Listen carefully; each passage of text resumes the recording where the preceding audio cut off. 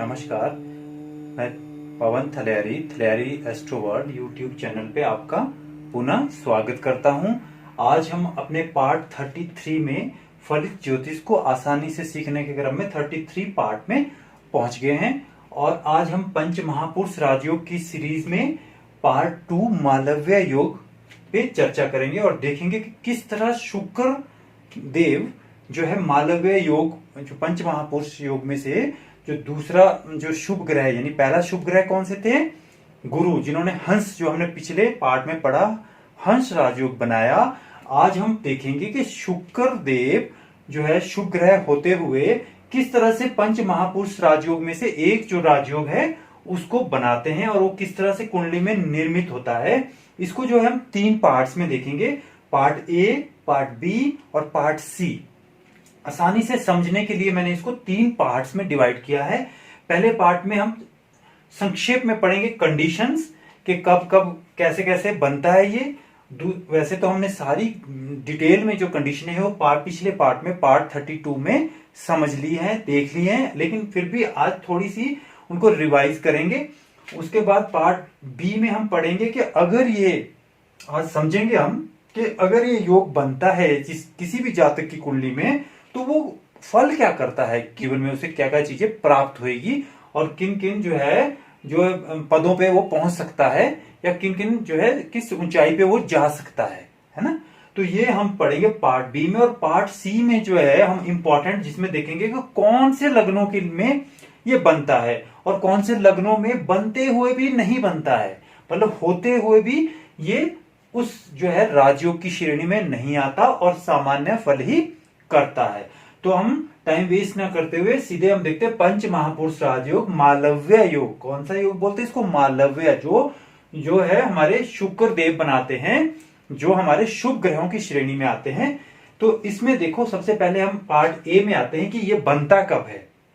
जैसे हमने बोला था ग्रह केंद्र में स्वराशि या उचकाओ, हमने ये डिटेल में पिछले पार्ट में पढ़ लिया है कि जब भी शुक्र ग्रह केंद्र में, आप अपनी कुंडली खोलें और देखें अगर आपका इस तरह का योग बनता है, केंद्र 1, 4, 7, 10, इन भावों में शुक्र अपनी राशि यानी स्वराशि या उच्च का अस्तित्व, उच्च राशि का अस्तित्व, तो स्वराशि कौन सी होती है शुक्र के लिए? वृष राशि और तुला राशि। इन राशियों में शुक्र देव अपनी स्वराशि होती है और उच्च के होते हैं मीन राशि में। हमने पहले चर्चा करी है इस विषय में। तो यानी कि किसी भी जातक की जन्म कुंडली में अगर शुक्र देव इन केंद्र भावों में, इन 4 केंद्र भाव जो होते हैं हमारे 4 पिलर, फर्स्ट, 4, 7 और 10th, इन भावों में अपनी स्वराशि के हों या उच्च राशि के होंगे तो क्या होगा? ये निर्मित होगा, है ना। दूसरी कंडीशन है कि वो शुक्र देव जो है डिग्री अनुसार बली होने चाहिए। तो कोई भी ग्रह 10 से 20 डिग्री के बीच में कैसे रहते हैं? बली कहलाते हैं। तो वो डिग्री वाइज 0, 1, 2 या 28, 29, 30 डिग्री के शुक्र कुंडली में नहीं होने चाहिए, नहीं तो वो फिर राजयोग की श्रेणी में नहीं आएगा, वो सामान्य फल करेगा। दूसरा, ये अगर यहाँ पे सूर्य अपनी स्वराशि या उच्च की राशि के है और वो सूर्य से अस्त नहीं होने चाहिए, सूर्य से अस्त नहीं होने चाहिए। हमने बोला 10 डिग्री के बीच में दोनों साइड को अगर कोई ग्रह सूर्य के नजदीक आ जाए तो वो क्या हो जाता है? अस्त हो जाता है। अशुभ ग्रहों के प्रभाव में नहीं होने चाहिए। अशुभ ग्रह जो शुक्र देव है जब केंद्रों में अपना जो है राजयोग बनाएंगे तो कोई भी अशुभ ग्रह शनि राहु जैसे उनके साथ नहीं होने चाहिए, ना ही उनसे वो दृष्ट होना चाहिए, नहीं तो उसकी जो है पावर में कमी आ जाएगी और वो उतना बली नहीं रहेगा। और उस लगन के लिए मार्ग नहीं होना चाहिए। यानी के लिए अगर शुक्र यहाँ पे मीन राशि या वृषभ या तुला का केंद्र में हो, लेकिन उस लगन के लिए वो जो है शुक्र देव मार्ग नहीं होने चाहिए, जो भी हम पार्ट सी में पढ़ेंगे कि कौन कौन से में ये बनता है, कौन में नहीं बनता। तो अगर वो मार्ग की श्रेणी में आएंगे तो वो राजयोग नहीं बनाएंगे। और उसके बाद लगन व लग्नेश बली अथवा शुभ अवस्था में हो। हमने पढ़ा था कि जब तक लगन जो है आपका शुभ नहीं होगा जो है, या लग्नेश 6, 8, 12 में नहीं होना चाहिए, अशुभ ग्रहों के साथ नहीं होना चाहिए, सूर्य से अस्त नहीं होना चाहिए, डिग्री वाइज कमजोर नहीं होना चाहिए। उसी तरह लगन पे भी हमारे अशुभ ग्रहों का प्रभाव नहीं होना चाहिए। तो अगर ये परिस्थितियां मतलब बनती हैं तो वो क्या होगा, मालव्य योग बनेगा। शुक्रदेव मालव्य योग बनाएंगे। तो मालव्य योग अगर बन जाता है किसी भी कुंडली में, तो अगर ये सारी कंडीशनें फुलफिल होती हो तभी बनेगा। ऐसा नहीं है कि आप सामान्य रूप से देखें और कह दें कि आपकी कुंडली में मालव्य योग बन रहा है। अगर ये सारी डिग्री क्वालिफाई करते होंगे तभी शुक्रदेव मालव्य योग बनाएंगे। और अगर ये मालव्य योग बनता है तो मैंने आपको कल भी पिछले पार्ट में बताया था कि व्यक्ति जो है सामान्य नहीं होता, वो महान व्यक्ति होता है। और उसके अंदर ऐसा ऑरा होता है, एक चुंबकीय शक्ति होती है कि बहुत सारे लोग जो है अपने आप उसकी तरफ को खींचते हुए आते हैं और हजारों लोगों में भी वो एक अलग से उसको दिख जाता है कि इस जो है इसमें कुछ ना कुछ तेज है। तो जिसमें भी इस तरह का पंच महापुरुष राजयोग में से कोई सा भी योग होता है तो वो अलग से दिखने वाली पर्सनैलिटी होती है। तो अगर ये मालव्य योग बन गया, जैसे हमने अभी कंडीशनों की बात करी, क्योंकि डिटेल में तो हम पिछले पार्ट में पढ़ चुके हैं इन कंडीशनों के बारे में, आज हम शॉर्टकट में पढ़ेंगे।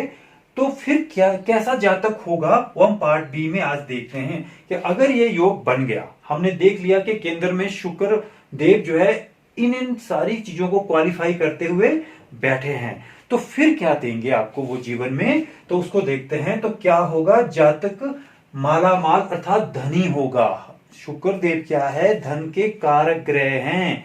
तो उससे क्या होगा, धन की जब भी बात करते हैं तो फिर क्या होगा, जिस भी जातक की कुंडली में ये योग बन रहा होगा वो बहुत धनी होगा, उसके पास अपार धन संपत्ति होगी, माला माल होगा। यानी कि जितनी उसकी आवश्यकता है उससे कई गुना अधिक धन उनके पास होगा। पहली तो ये चीज होगी कि शुक्र क्या है, धन का कारक ग्रह, अपार धन संपदा उनके पास होगी। उसके बाद सभी प्रकार के भौतिक सुख सुविधा होगी, जितने भी प्रकार के भौतिक सुख सुविधा, जितने भी आप समझते हैं कि ये होना चाहिए, गाड़ी, घर, मकान, जो भी चीजें आप समझते हैं कि भौतिक सुख सुविधा, वो सारी की सारी उस जातक के पास होगी। और एक से अधिक वाहन होंगे।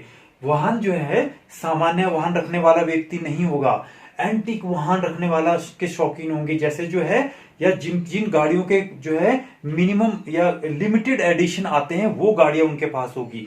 यानी कि जो गाड़ियां बनी 100 है पूरी दुनिया में या 10 बनी है वो उनके पास होगी। या पुरानी गाड़ियां जो पुरानी गाड़ियां एंटीक जिनको बोलते हैं हम, वैसी वैसी गाड़ियां उनके पास होगी और लग्जरियस गाड़ियां उनके पास होगी। तो यानी वाहन और धन इसका तो कारक है शुक्रदेव, तो वो तो उनके पास अपार मात्रा में रहेंगे। उसके बाद शुक्र क्या है, शुक्र हमने बोला था दाम्पत्य जीवन का जो कारक ग्रह होने की वजह से जिसका भी इस तरह का योग कुंडली में हो तो उनका आप एकदम से देख लें कि उनका दाम्पत्य जो जीवन है वो उनका बहुत अच्छा रहेगा, उन्हें बहुत अच्छी अंडरस्टैंडिंग होगी। अगर पति है तो उनकी पत्नी बहुत अच्छी होंगी और आपस में अच्छा तालमेल होगा। और जो है वो खुद भी सुंदर होंगे, बहुत सुंदर होंगे। मैंने बोला शुक्र की राशियां हैं, जो शुक्र की राशियां में ही शुक्र है तो वो कैसा होगा, जातक सुंदर होगा, चाहे वो मेल है चाहे फीमेल है, तो वो कैसे होंगे,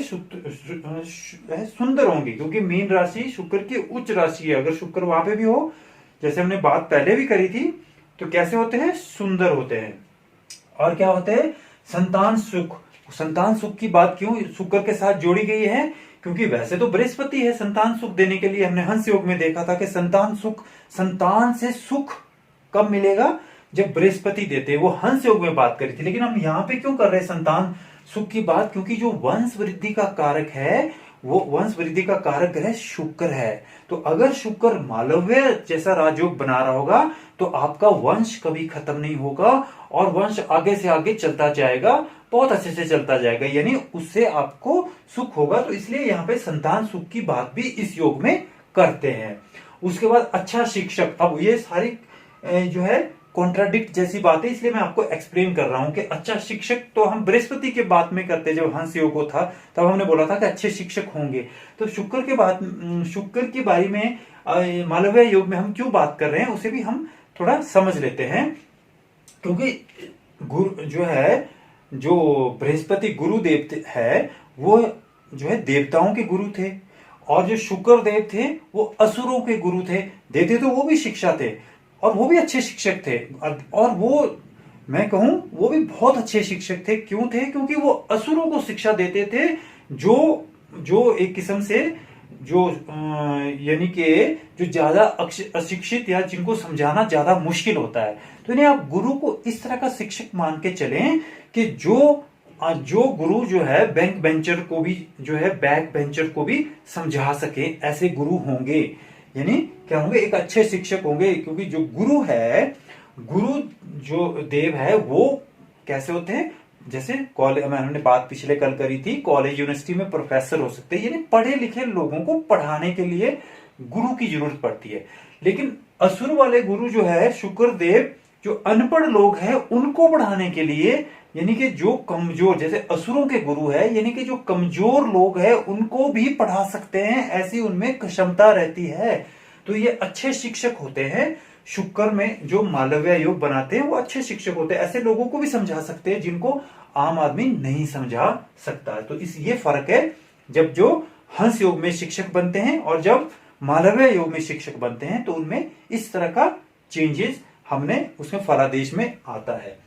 उसके बाद क्या है? लक्ष्मी माता की कृपा आजीवन रहती है। क्योंकि हमने बोला धन के कारक है, तो लक्ष्मी माता इनके ऊपर जो है प्रसन्न, सारे जीवन भर प्रसन्न रहती है, और इनके पास जितना है चाहते हैं उससे जो है कई गुना अधिक धन आता रहता है। उसके बाद ये संगीत, वो मनोरंजन आदि इनको प्रिय होता है। संगीत या जितने भी फिल्मी जो है कार्यक्रम है, यानी हस्तियां हैं, या उनके लिए वो बहुत अच्छा हो, इसके लिए कारक ग्रह है। सिनेमा से, संगीत से, है ना, और मनोरंजन से। और इस तरह के लोग क्या होते हैं कि अपने जीवन को मनोरंजन के द्वारा जो है उसको व्यतीत करते हैं। यानी ये कुछ ना कुछ इनमें ऐसी हैबिट्स होती है कि उसको हर रोज जो है ये कर लेते हैं। चाहे संगीत की सुनने की होगी, चाहे मतलब बोलने की होगी, चाहे घूमने की होगी, इनके अच्छी जो है दिनचर्या और अच्छा जीवन, ये मनोरंजन पूर्वक जीवन अपना निकालते हैं।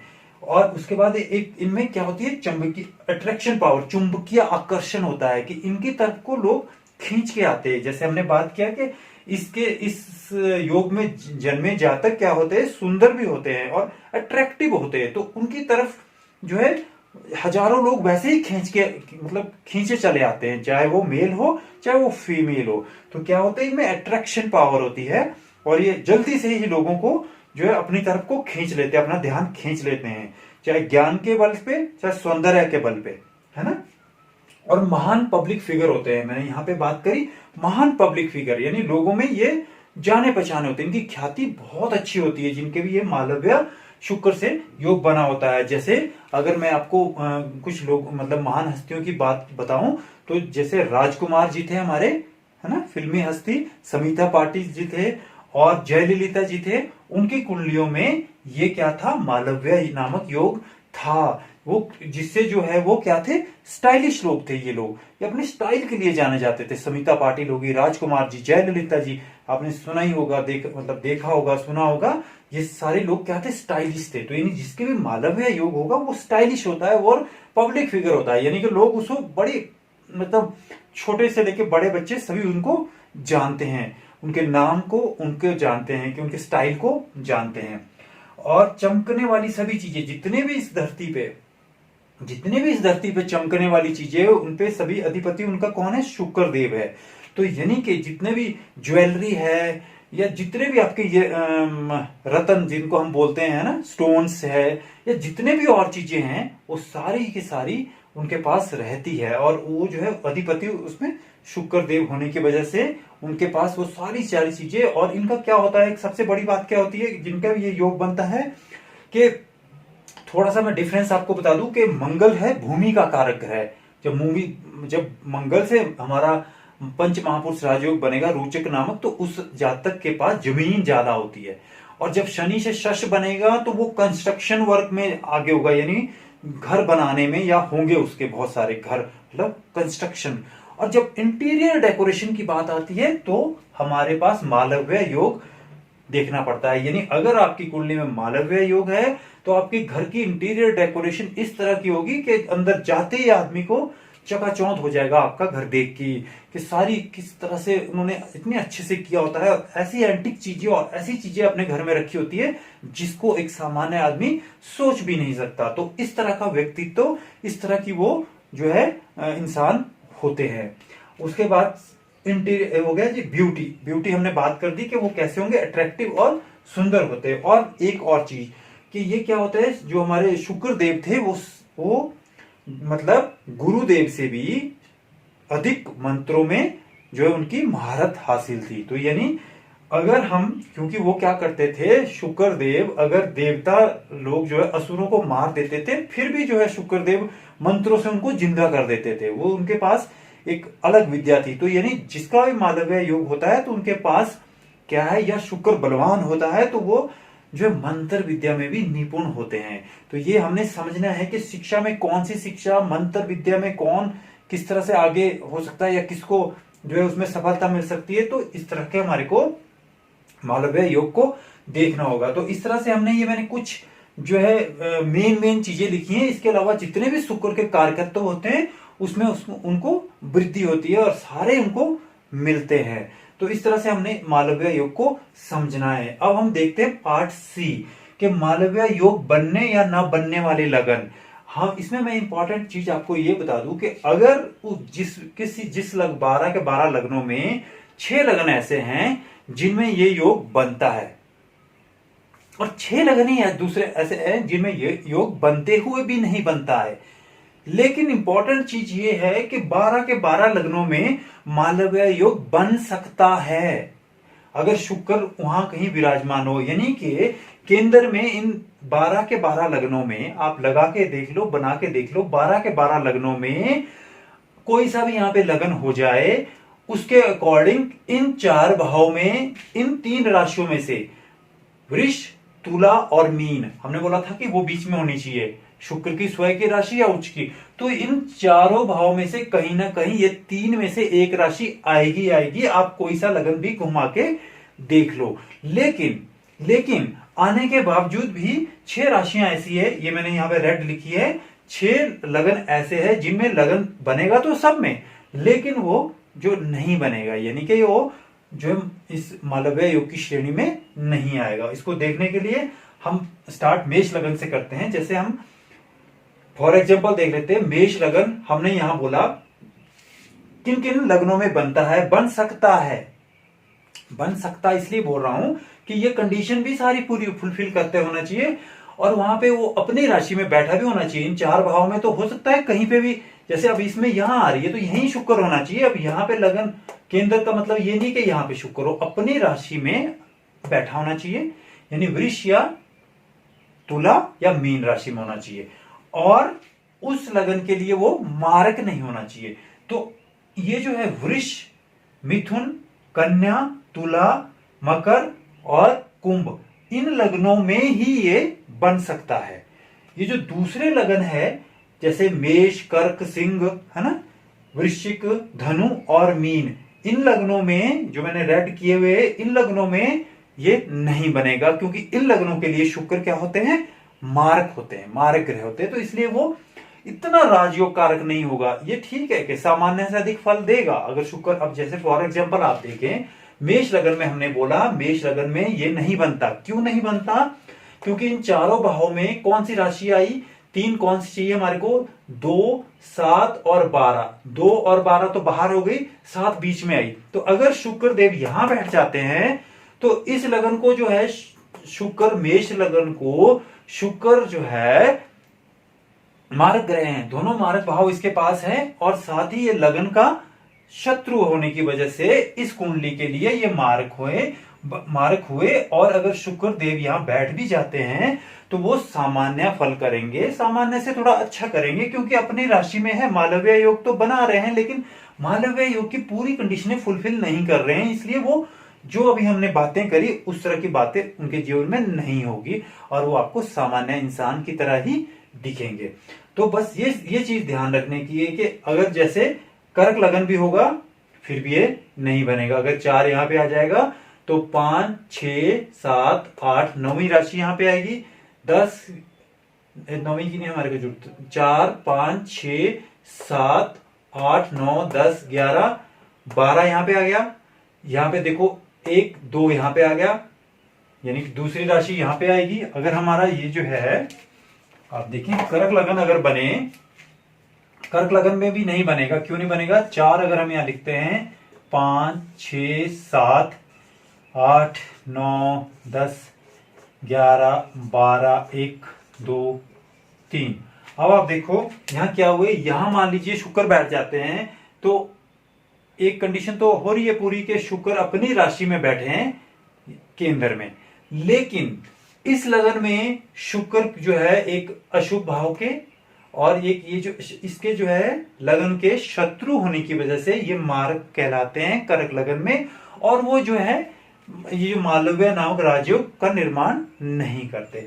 तो इसलिए मैंने आप भी लगा के देख लें अपनी किसी भी कुंडली में, जब देखें आप तो ये चीज जरूर नोट करें कि अगर वो उस कुंडली के लिए मारक है तो वो नहीं बनाएंगे। तो मारक किस किस में होंगे? ये 1 4 5 8 9, यानी मेष कर्क सिंह वृश्चिक धनु और मीन लगन में ये योग नहीं बनेगा। लेकिन 12 के 12 के लग्नों को घुमा के आप देख लो कि बीच में जरूर आएगी ये 7 2 या 12 अंक जरूर आएगा, चाहे आप कोई सा लगन भी लगा लो, ये बात है। तो हमने यहाँ पे देखो 6 यहां को आ गई और 6 राशि 6 लगन यहां को आ गए। तो इस तरह से अगर ये कंडीशनें फुलफिल नहीं होती तो उस तरह के हम फल जातक को नहीं मिलते। तो हम कई बार ये भूल कर जाते हैं कि जब हम कुंडली देखते हैं तो हम ये कंडीशनें भूल जाते हैं कि कौन कौन सी कंडीशनें हमने देखनी थी।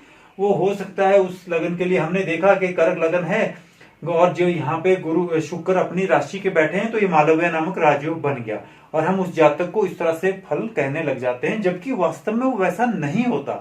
तो हमने वो सारी कंडीशनें जरूर इन राजयोगों के जो है निर्मित होने पे चेक करनी है, नहीं तो ये राजयोग नहीं होता। तो इसलिए जो है ये बहुत इंपॉर्टेंट है कंडीशंस।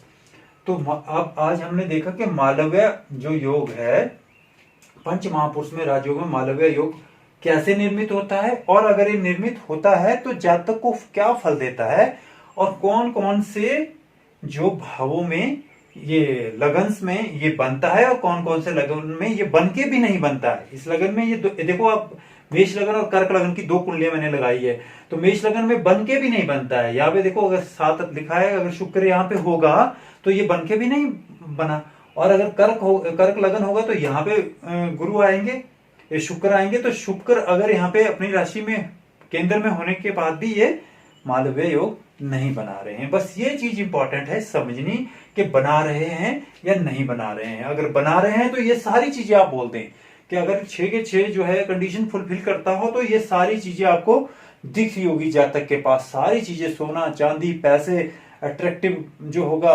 गाड़ियां, है ना, सारी चीजें जो है उनके पास भौतिक सुख सुविधाएं उनके जीवन में रहेगी। तो इस तरह से ये बहुत इंपॉर्टेंट है देखना कि बन रहा है कि नहीं बन रहा है। तो आज हमने देखा कि मालव्य योग कब बनता है और कब उसके क्या क्या फायदे होते हैं, या जातक उस योग में जन्म लेके किस तरह का जो है जीवन उनका रहता है। तो मुझे आशा है कि आपको ये पसंद आया होगा और आप इसको काइंडली सब्सक्राइब करें, लाइक शेयर करें। थैंक यू, नमस्कार।